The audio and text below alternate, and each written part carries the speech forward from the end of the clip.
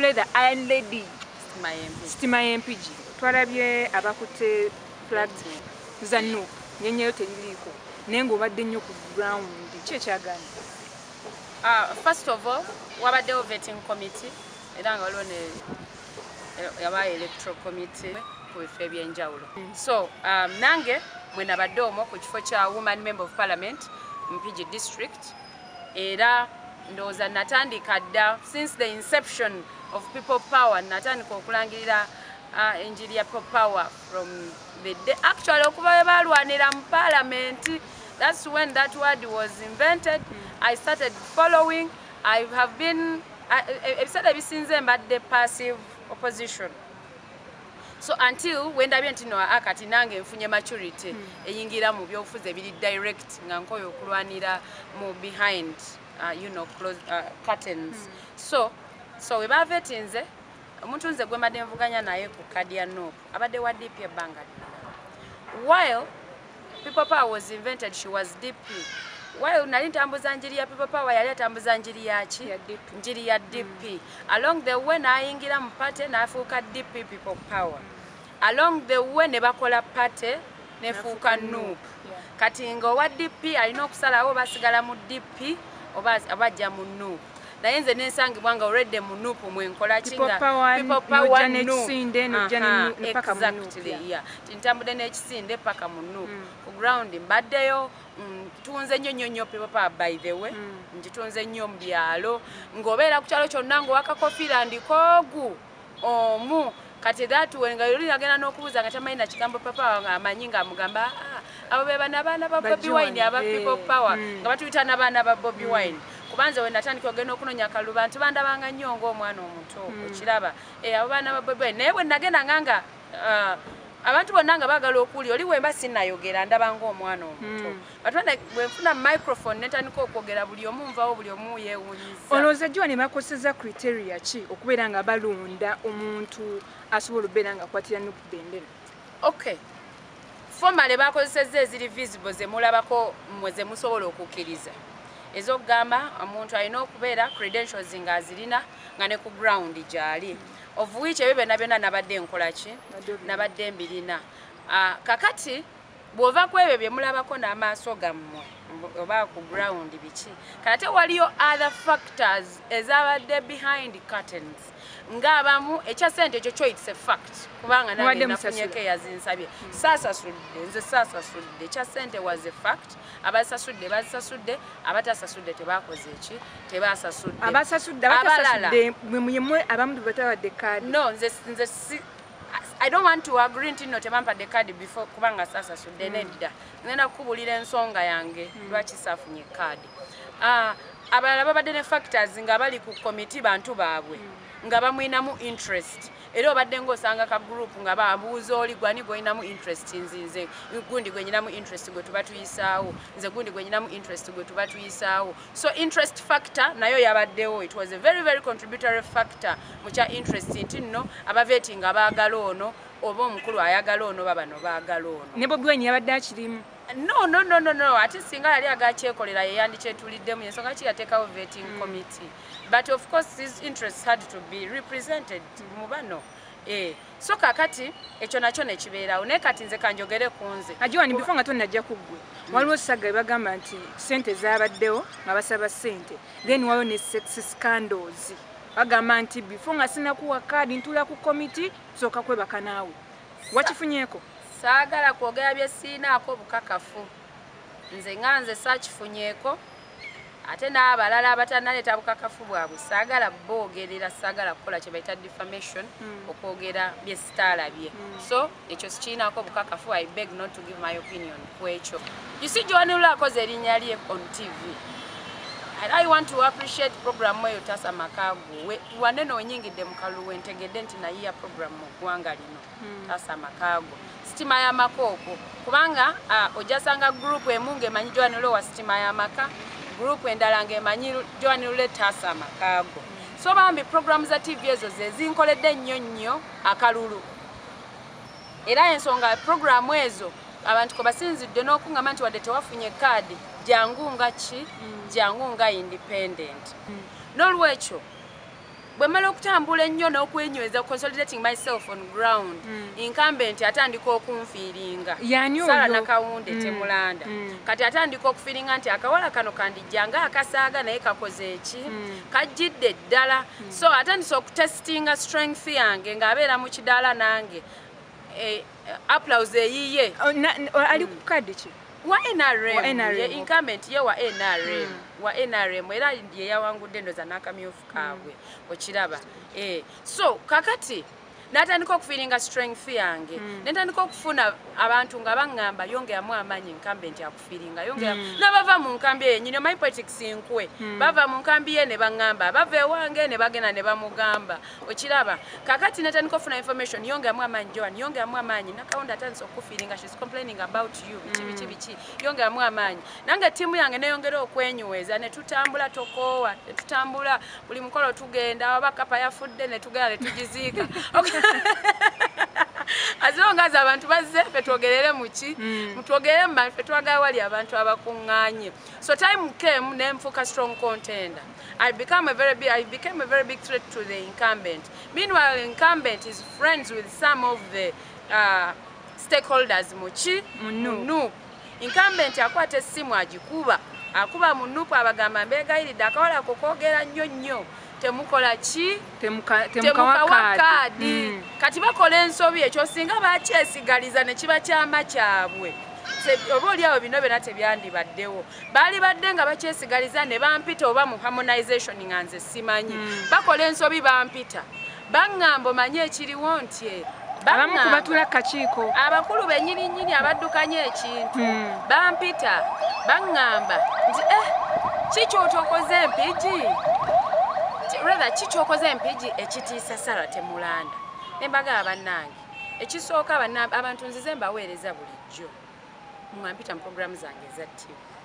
so bwe ngenze ku ground abantu ne babulira byenzize enkola abantu ne bakola ki ne basiima ate abantu ne bakitegeera naddala beere waffe Mawokota South mwana waffe waawano ye constituency esinga okuwanguza buli muntu eyeesimbyewo mu kalulu k'empigi ye constituency mwenzaalwa kati abantu baffe bamala okumanya nti naffe mu constituency yaffe tufunyeemu omwana basanyuka era amaanyi mangi nnyo Mawokota South gennina gatiisa Temulanda afuba ajjayo n'ag'omubuto byonna be babiŋŋamba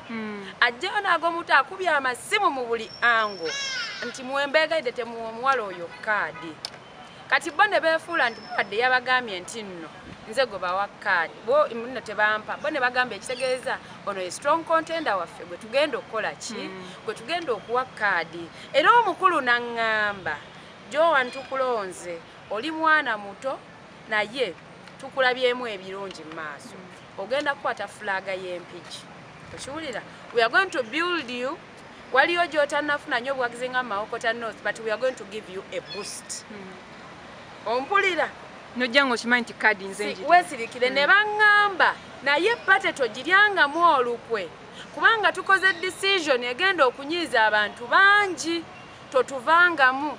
NRM bwe nalaba nga tukuwadde boost bagenda kujja bakulamuze bagenda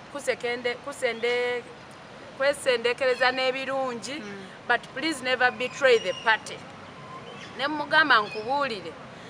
nga wondaba kati nali badde mugagga nnyo singa nali muntu asikirizibwa ennyo ebintu kubanga mu programu yange gyenkola bangi nnyo abantu abajja nga babbi nga baagala nsaidinge nabo naye nakola ki naye nagaana so bwe muba nga mutudde ne munneesiga trust me nange sirikola ki siribayiwa ne tuva mu meeting eyo gye twavaamu ng'era bannonze ne ku district kuba new coordinators nga bayiye abakadde abapapawo abaali aba DP including Ani Namboze nga bamuyiye ne basaawonze tuva mu meeting yali magere yali so exclusive ne batulangirira tuvuddeyo munnange nange saagala yaddowe NRM asemberera sigamba nti no pate njiriddemu olukwe batandise bwa mukulu wangamba see brand yourself very well tambula bwoti nange netwalanga omanye mpigwe manje gwe bagenda okuwafulaga ya Nuupu nkugambye kakati babadde zino zonna ennaku nga naye bangamba njira kisigazanga kyama era nange nekisigazanga kyama sigwayogera nnyo n'ogaana kyogera nemwewale nnyo neŋŋaana kyogera kaakati simanyi gye byayise kutuuka mu bantu ntandika okufuna amasimu John congratulations twabutegedde kadi wagifunye nkanda kwebuzaabuza bannaye mulindeeko batulangirire tolina n'omu gwe wayogera naye mulindeko batulangirire kaakati abyonoona yaani nambooza akuba essimu ku kitebe ekikulu eky'empigi ku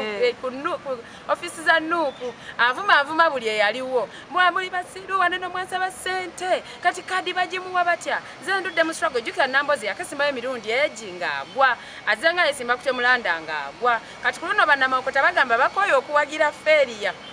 tetinakawunde tafuna nk'omuntu amutiisa nganze bino abalonzi be babiŋŋamba yongeramu amaanyi bulijjo atuzannyirako nga tafunangayo omuntu amuvuganya ku luno omulina onze kale kutambula nakwogera mbitegeera nnyo munnange nga tutambula kaakati nambooza amala okuvumavuma b'oku kitebe mbu mwannimbye kakati ate kadi yagifunye atya nze ndudde mu struggle biki nze sinza okukola emirimu gino wololo mbu nayoga bingi gye ssaali kaakati omuntu omu mba ndina omuntu omu ne bamukubira essimu ne bamugamba ekimanyi nokajjawani bakawadde kadi nti obitegedde otya nambooza akubyewa n'amasimu ng'avumavuma buli omu biki nabadde ndi nze nensirika neŋŋamba nkubuulire politics nze namuyingiramu ekintu kimu nakkiriza nti wankuwe nakkiriza nti wa mivuyo naye mbagamba mulindeko batulangirire okuddamu otegeera ku last minute bukadi bagikyusizza Joan oyogeddeko nnyo ku linnya ly'omukyala wa NRM olowooza kino kye bagamba ba social media n'abantu abamu nti NRM influencinga nnyo people power kituufu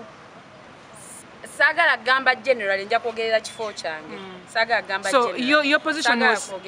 my card was influenced by the incumbent wa NRM Sarah Temulanda because yakitegedde nti nno singa bampa card amaanyi ngalina naye ate card egenda kumpanikayo okiwulira card egenda kumpanikayo kati mukunsala ekiwawaatiro kwe kuteekamu zonna ne bakola ki ne bagamba no kadi mugiswitchinge mugiwoli kagoma kakalubendera gwe yamanyiira kubanga bamukubira paasi bakingamba nti bamukubira paasi abakulu enkeera jo yesterday bampita mu executive bantuuza bangamba take heart guma kadi eringa bwe yagenze tulina kadi endala gye twagala okuwa having observed you were young vibrant strong energetic lady twagala ku keeping and politics tetwagala oveemu because we want to prepare you for the future nga bangamba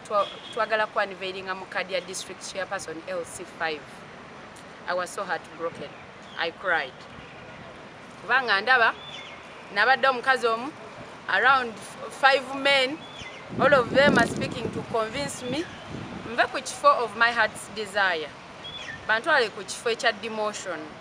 okiwulira kale nembeera mu a very confused state wakati mukola very difficult decision ate nga temampadde na budde kubanga babadde baga decision njikolerewo there and then era olwaleero wenjogera no mbadde nyina kubeera ku district